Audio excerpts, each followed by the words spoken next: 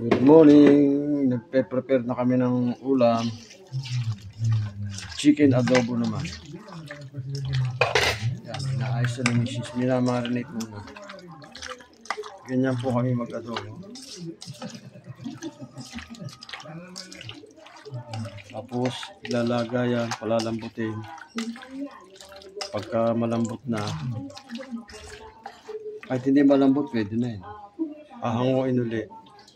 Sasalain yung mga marinate, bawang, sibuyas. Tapos tsaka igigisa. Suka.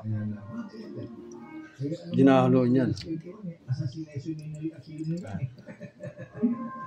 Lagyan na ng purong suka. Tsaka lalagyan ng konting tubig at paminta. Hindi mo na. Muna lalagyan ng tubig. Sasanak na. Sasalang. Hindi naman suka. Yan na po, sinalang na natin. Sinalang na namin. Chicken adobo, bawal haluin, may suka.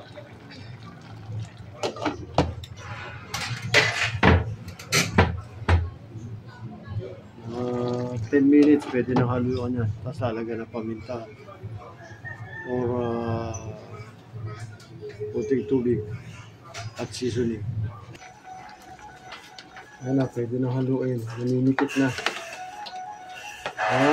Okay, nagtubig eh. Wala ko na naman yun.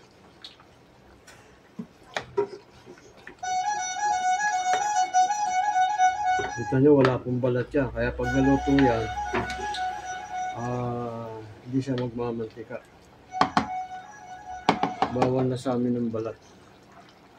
Okay na, ano palalagay?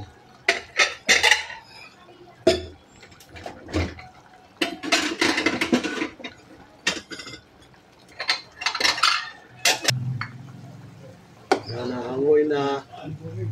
Patigigisa. Kung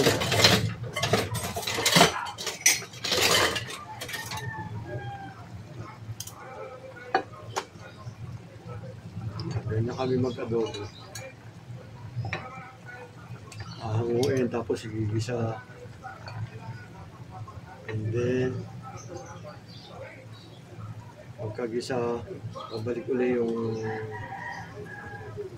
sabaw.